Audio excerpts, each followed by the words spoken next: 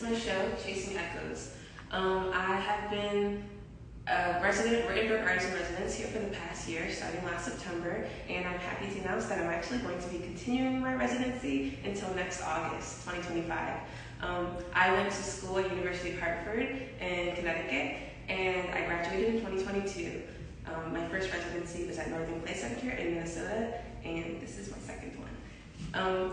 Today, I'm going to be showing you guys a little bit of my exhibition, and this is my first piece, We Will Always Walk With You. It is my tallest sculpture in the exhibition, and it is really about talking about my predecessors and the people who come before you and respecting them, but also leaving them and kind of leaving the nest, so to speak. Chasing Echoes is really an ode to the artists who came before me.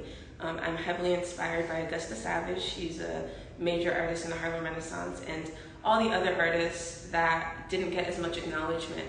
So I tried to include them as far as portraiture, and also my sculptures really talk about the lack of history, the lack of connection that I felt in doing my research and trying to find ways to piece together that background, that history, and bridge myself to them.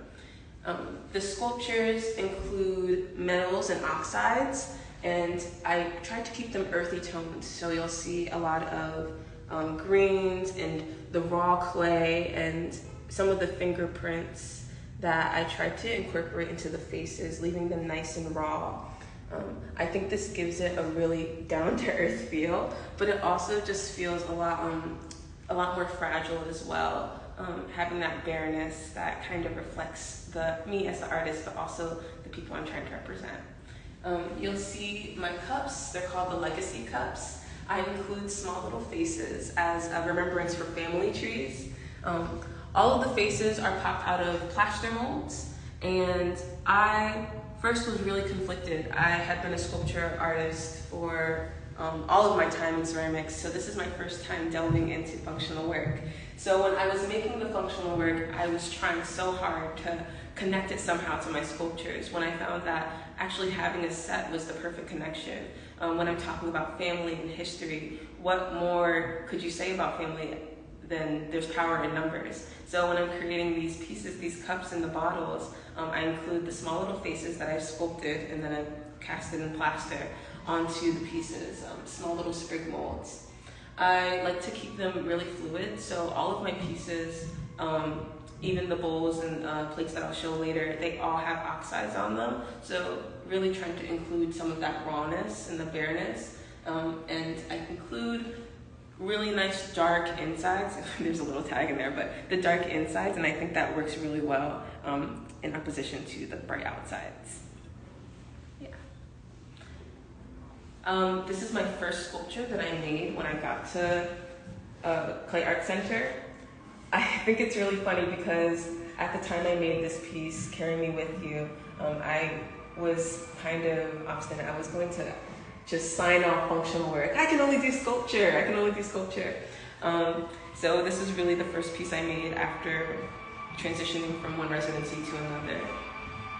This piece is really meant to be kind of handheld and like kind of carry, like almost like a baby.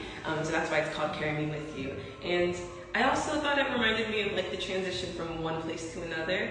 So really trying to take myself across different areas, different places.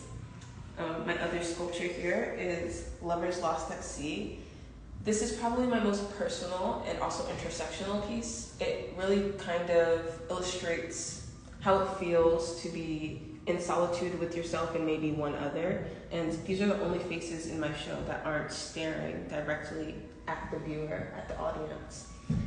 I'm really trying to capture another moment of fragility. My coils, if you look really closely at my sculptures, my coils are so thin. I kind of love giving it a moment to break and kind of have pieces that come off. I think that just illustrates more rawness and more emotions.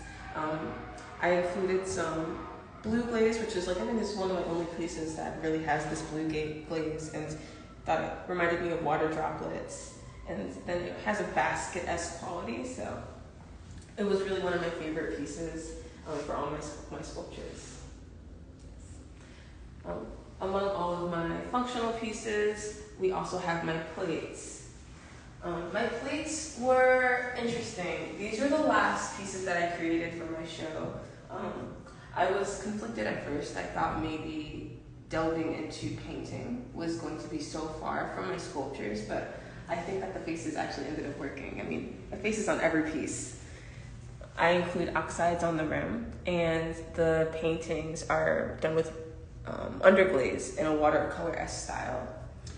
All of these artists, except for the one in the middle, and we'll get to him, I'll leave him for the last, he's my favorite story.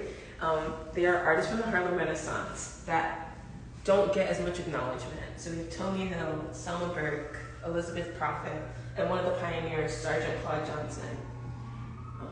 And in the very middle, we have Thomas Comereau. And I don't have a face for him because he was actually an artist from the antebellum period. But I thought it was really important to show him. A lot of people know him Dave the Potter, and that's not to take him off the pedestal that we've put him on, because I think he belongs there. But also Thomas Comereau isn't well known, but he was one of the first Black pottery production artists, first freed African American.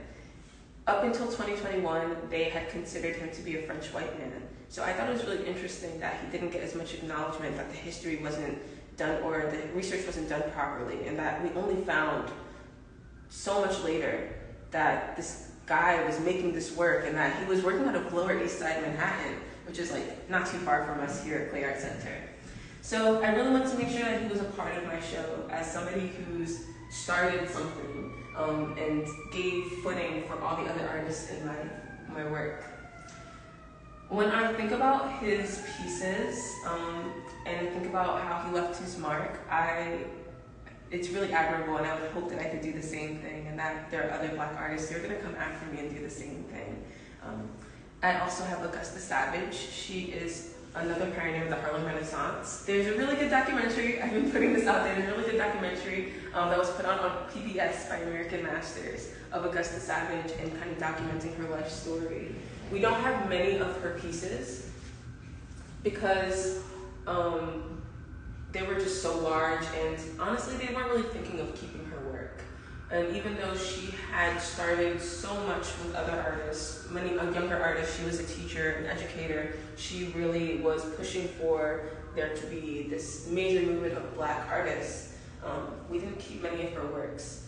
So when I think about her, I think about that chasing echoes moment. Like, I'm really trying to find her, even though I don't have her work to really look at all the time.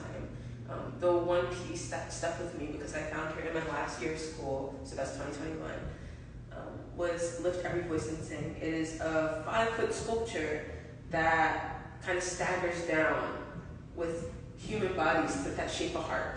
And it's so hard to kind of illustrate what it actually looks like. I totally suggest you look it up.